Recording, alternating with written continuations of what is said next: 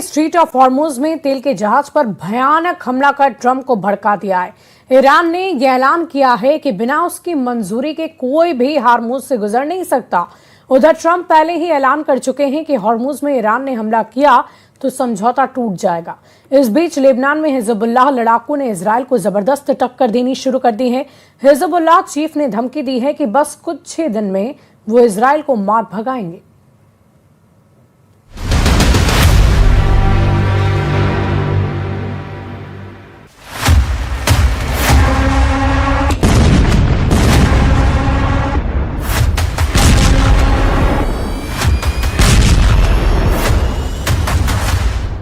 फिर युद्ध भड़क गया है, फिर बम फटने लगे हैं, फिर तेल रूट जलने लगा है। इस बार हमले की पहल ईरान ने की है। इस बार सुप्रीम लीडर मुस्तफा ने ट्रंप को गुस्सा दिलाया है। हॉर्मुज में ईरान का भयानक हमला शुरू।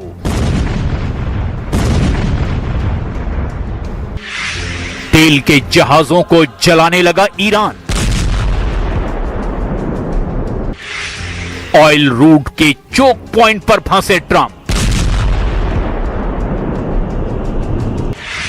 11,000 लाशें देखकर डर गया अमेरिका। हॉर्मुज में ईरान ने अपनी ताकत का एहसास करा दिया है। ओमान तट पर ईरान ने धमाका किया है। ईरान के हमले में तेल टैंकर जल गया है। अमेरिका ने आरोप लगाया कि ईरान ने सिंगापुर के तेल के जहाज को उड़ा दिया। सिंगापुर मैरीटाइम अथॉरिटी ने कहा कि सिंगापुर में रजिस्टर्ड एक कंटेनर शिप पर हॉर्मुज में हमला हुआ है। एवर लवली नाम के इस जहाज को सिंगापुर के समय के अनुसार रात 10 बजे निशाना बनाया गया। बयान में यह भी कहा गया कि जहाज पर मौजूद सभी कीस क्रू मेंबर की जान बच गई है। इस्लामिक रिवोल्यूशनरी गार्ड ने हॉर्मुज में हमला करके ट्रंप के होश उड़ा दिए हैं, क्योंकि अमेरिका ने ऐलान किया था कि अब हॉर्मुज खुला है, ईरान हमला नहीं करेगा। लेकिन जब हॉर्मुज की जगह नए रास्ते से तेल सप्लाई की जानकारी ईरान को मिली, तब से सारे समीकरण ही बदल गए हैं। अमेरिका से डील के बाद हॉर्मुज पर कब्जा बरकरार रखने और टोल वसूली करने के लिए ईरान ने एक्शन ले लिया है। जिस हॉर्मुज स्ट्रीट को दुनिया तेल की लाइफलाइन कहती है, उसी हॉर्मुज को अब ईरान अपना नया एटीएम बनाना चाहता है। इसके लिए ईरान तुर्की मॉडल को अपनाने की तैयारी में जुट रहा है।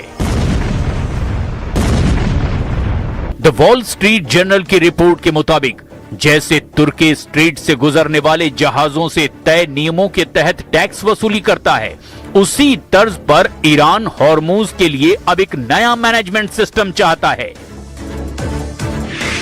ईरान चाहता है कि हॉर्मुज से गुजरने वाले जहाजों से सुरक्षा, नेविगेशन और पर्यावरण सेवाओं के नाम पर शुल्क लिया जाए।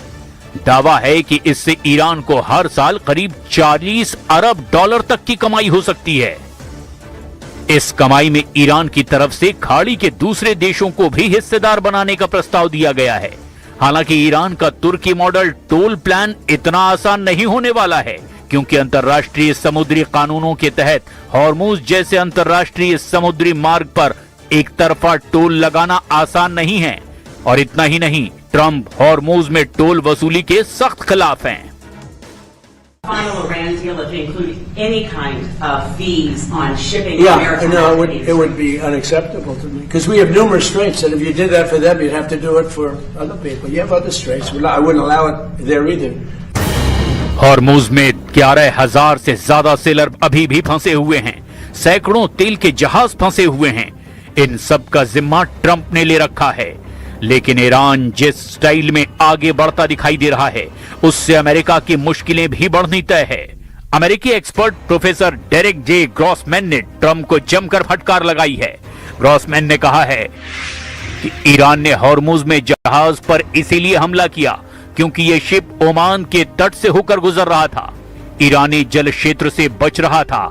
इससे ये एक बार फिर से साबित हो गया कि ईरान हॉर्मुज को चोक पॉइंट मानता है। ट्रंप, धन्यवाद इस बेवकूफी भरे और खुद को हराने वाले युद्ध के लिए। अमेरिका को अब एक बार फिर से ईरान से जंग लड़नी पड़ सकती है। ईरान के साथ हिजबुल्लाह ने भी दुश्मनों को ललकारना शुरू कर दिया है। हिजबुल्लाह चीफ नईम कासिम ने ऐलान किया कि इजराइल अमेरिका को हराकर लड़ाका ग्रुप नए दौर में एंट्री कर रहा है। الإمام الخامنئي قدس سره رمزا وعلما ونورا وهداية وثورة وتعبئة مع القادة ومع الناس ومع المدنيين ومع التضحيات الكبيرة، وبهذا استطاعت أن تقف। हिजबुल्लाह लड़ाकों ने इजराइल डिफेंस फोर्स को जबरदस्त टक्कर देनी शुरू कर दी है।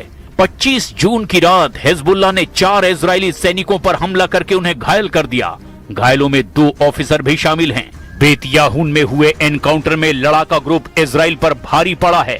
हालांकि हमले के बाद आईडीएफ ने तूफखाने और हवाई हमलों से हिजबुल्लाह के कई ठिकानों को तहस नहस कर दिया। लेकिन ट्रंप कब तक शांत रह पाएंगे, इसकी अब गारंटी नहीं है। मुमकिन है ट्रंप ने जिस प्लान पर ब्रेक लगाया था वो फिर से एक्टिव हो। ट्रंप ईरान में ग्राउंड ऑपरेशन के बिना युद्ध जीत नहीं सकते, इसीलिए उनके पास अब ईरान में घुसकर हमला करने का ही ऑप्शन बचा है। मुमकिन है ट्रंप सऊदी अरब और बाकी खाड़ी देशों के कंधे पर रखकर बंदूक चलाएं। वो ईरान के खिलाफ ग्राउंड ऑपरेशन में खाड़ी देशों का इस्तेमाल करने की बात कह चुके हैं। पहले से ही अमेरिकी सेना सऊदी अरब और बाकी खाड़ी देशों में मिलिट्री बेस का इस्तेमाल कर रही है, लेकिन ग्राउंड ऑपरेशन में जोखिम कम नहीं है। ईरान की फौज 6.5 लाख है। इसके अलावा पैरामिलिट्री फोर्स 2.5 लाख के बराबर है, जबकि ईरान में एक्टिव बसीज फोर्स 20 लाख तक हो सकती है। ईरान ने अब तक युद्ध में बता दिया कि वो नहीं बल्कि उसके दुश्मन इस जंग में झुकेंगे। यानी ईरान का इरादा बिल्कुल साफ है कि वो आखिरी दम तक लड़ेगा, चाहे दुश्मन अमेरिका और इजराइल हो या फिर सभी खाड़ी देश जो पहले से अमेरिका की मदद करते आ रहे हैं। वैसे ईरान के खिलाफ खाड़ी देश शामिल हुए तो क्या होगा? ये एफपीवी ड्रोन अटैक देखिए, कैसे एक क्वाडकॉप्टर एक अमेरिकी अड्डे पर अमेरिकी फौजियों को तलाश रहा है।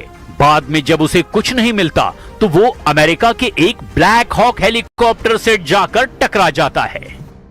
There is still the risk of escalation if Iran-linked proxy groups mobilize, and by that I mean Hezbollah in Lebanon, Iran-linked militia inside Iraq, and importantly, the Yemen-based Houthi movement that is threatened to attack shipping lanes in the Red Sea and has done so in the past. So we know they have some naval capability that could create disruption.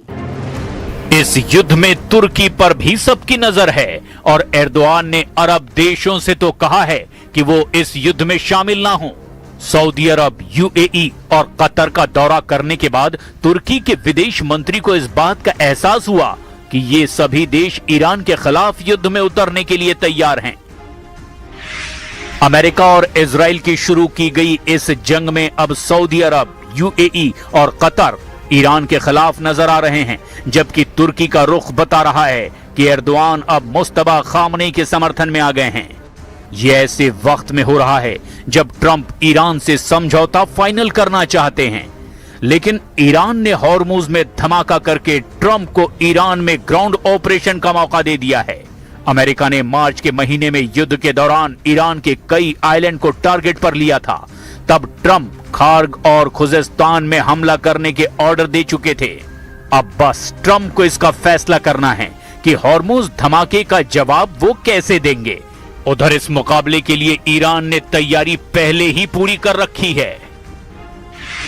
Iran के speaker Mohammad बाकर कालिबाफ ने कहा कि Iran America की हर हरकत पर नजर रखे हुए है।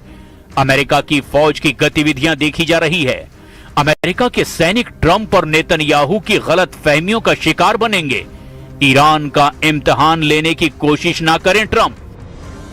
युद्ध की शुरुआत अमेरिका और इजराइल ने की, लेकिन इस जंग में ईरान लगातार बढ़त बनाए हुए है।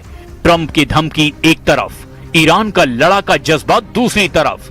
ईरान बता रहा है कि जून 2025 का पलटवार तो ट्रेलर था, असली पिक्चर अब देखने की बारी आ चुकी है और ये पिक्चर ईरान ने अपने सरकारी टीवी चैनल पर कई बार दिखाई है।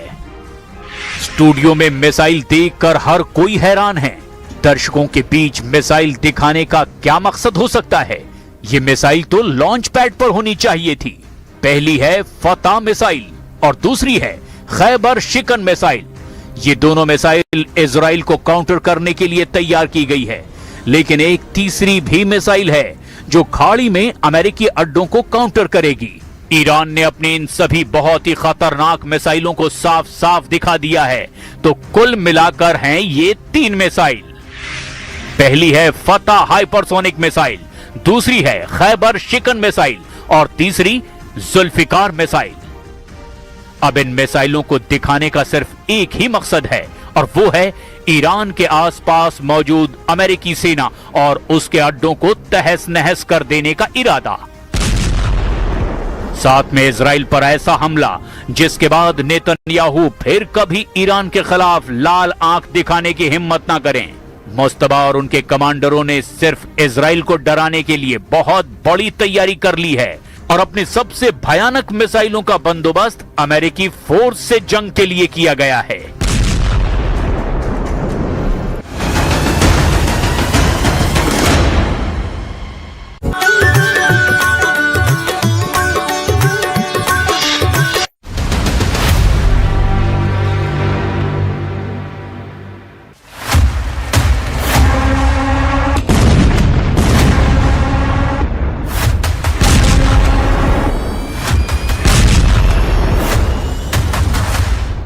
फिर युद्ध भड़क गया है, फिर बम फटने लगे हैं, फिर तेल रूट जलने लगा है।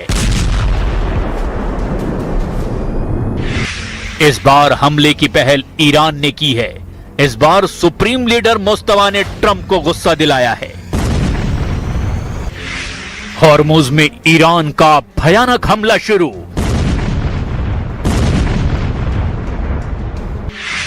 तेल के जहाजों को जलाने लगा ईरान।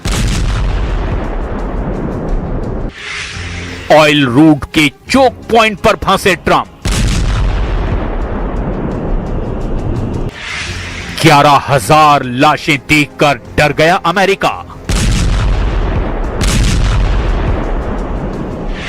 हॉर्मुज में ईरान ने अपनी ताकत का एहसास करा दिया है। ओमान तट पर ईरान ने धमाका किया है। ईरान के हमले में तेल टैंकर जल गया है। अमेरिका ने आरोप लगाया कि ईरान ने सिंगापुर के तेल के जहाज को उड़ा दिया। सिंगापुर मैरीटाइम अथॉरिटी ने कहा कि सिंगापुर में रजिस्टर्ड एक कंटेनर शिप पर हॉर्मुज में हमला हुआ है। एवर लवली नाम के इस जहाज को सिंगापुर के समय के अनुसार रात 10 बजे निशाना बनाया गया। बयान में यह भी कहा गया कि जहाज पर मौजूद सभी कीस क्रू मेंबर की जान बच गई है। इस्लामिक रिवोल्यूशनरी गार्ड ने हॉर्मुज में हमला करके ट्रंप के होश उड़ा दिए हैं, क्योंकि अमेरिका ने ऐलान किया था कि अब हॉर्मुज खुला है, ईरान हमला नहीं करेगा। लेकिन जब हॉर्मुज की जगह नए रास्ते से तेल सप्लाई की जानकारी ईरान को मिली, तब से सारे समीकरण ही बदल गए हैं। अमेरिका से डील के बाद हॉर्मुज पर कब्जा बरकरार रखने और टोल वसूली करने के लिए ईरान ने एक्शन ले लिया है। जिस हॉर्मुज स्ट्रीट को दुनिया तेल की लाइफलाइन कहती है, उसी हॉर्मुज को अब ईरान अपना नया एटीएम बनाना चाहता है। इसके लिए ईरान तुर्की मॉडल को अपनाने की तैयारी में जुट रहा है। द वॉल स्ट्रीट जर्नल की रिपोर्ट के मुताबिक जैसे तुर्की स्ट्रीट से गुजरने वाले जहाजों से तय नियमों के तहत टैक्स वसूली करता है, उसी तर्ज पर ईरान हॉर्मुज के लिए अब एक नया मैनेजमेंट सिस्टम चाहता है। ईरान चाहता है कि हॉर्मुज से गुजरने वाले जहाजों से सुरक्षा, नेविगेशन और पर्यावरण सेवाओं के नाम पर शुल्क लिया जाए। दावा है कि इससे ईरान को हर साल करीब 40 अरब डॉलर तक की कमाई हो सकती है। इस कमाई में ईरान की तरफ से खाड़ी के दूसरे देशों को भी हिस्सेदार बनाने का प्रस्ताव दिया गया है। हालांकि ईरान का तुर्की मॉडल टोल प्लान इतना आसान नहीं होने वाला है, क्योंकि अंतर्राष्ट्रीय समुद्री कानूनों के तहत हॉर्मुज जैसे अंतर्राष्ट्रीय समुद्री मार्ग पर एक तरफा टोल लगाना आसान नहीं है। और इतना ही नहीं, ट्रंप हॉर्मुज में टोल वसूली के सख्त खिलाफ हैं। Final Iran deal that include any kind of fees on shipping Yeah, American no, activities. it would be unacceptable to me because we have numerous straits, and if you did that for them, you'd have to do it for other people. You have other straits. I wouldn't allow it there either. Hormuz में 11,000 से ज्यादा seller अभी भी फंसे हुए हैं। सैकड़ों तेल के जहाज फंसे हुए हैं। इन सब का जिम्मा ट्रंप ने ले रखा है। लेकिन ईरान जिस स्टाइल में आगे बढ़ता दिखाई दे रहा है, उससे अमेरिका की मुश्किलें भी बढ़नी तय है। अमेरिकी एक्सपर्ट प्रोफेसर डेरेक जे ग्रॉसमैन ने ट्रंप को जमकर फटकार लगाई है। ग्रॉसमैन ने कहा है कि ईरान ने हॉर्मुज में जहाज पर इसीलिए हमला किया क्योंकि यह शिप ओमान के तट से होकर गुजर रहा था, ईरानी जल क्षेत्र से बच रहा था। इससे ये एक बार फिर से साबित हो गया कि ईरान हॉर्मुज को चोक पॉइंट मानता है। ट्रंप, धन्यवाद इस बेवकूफी भरे और खुद को हराने वाले युद्ध के लिए। अमेरिका को अब एक बार फिर से ईरान से जंग लड़नी पड़ सकती है। ईरान के साथ हिजबुल्लाह ने भी दुश्मनों को ललकारना शुरू कर दिया है। हिजबुल्लाह चीफ नईम कासिम ने ऐलान किया कि इजराइल अमेरिका को हराकर लड़ाका ग्रुप नए दौर में एंट्री कर रहा है। الإمام الخامنئي قدس سره رمزا وعلما ونورا وهداية وثورة وتعبئة مع القادة ومع الناس ومع المدنيين ومع التضحيات الكبيرة، وبهذا استطاعت أن تقف। हिजबुल्लाह लड़ाकों ने इजराइल डिफेंस फोर्स को जबरदस्त टक्कर देनी शुरू कर दी है। 25 जून की रात हिजबुल्लाह ने 4 इजरायली सैनिकों पर हमला करके उन्हें घायल कर दिया। घायलों में 2 ऑफिसर भी शामिल हैं। बेतयाहून में हुए एनकाउंटर में लड़ाका ग्रुप इजराइल पर भारी पड़ा है। हालांकि हमले के बाद आईडीएफ ने तोपखाने और हवाई हमलों से हिजबुल्लाह के कई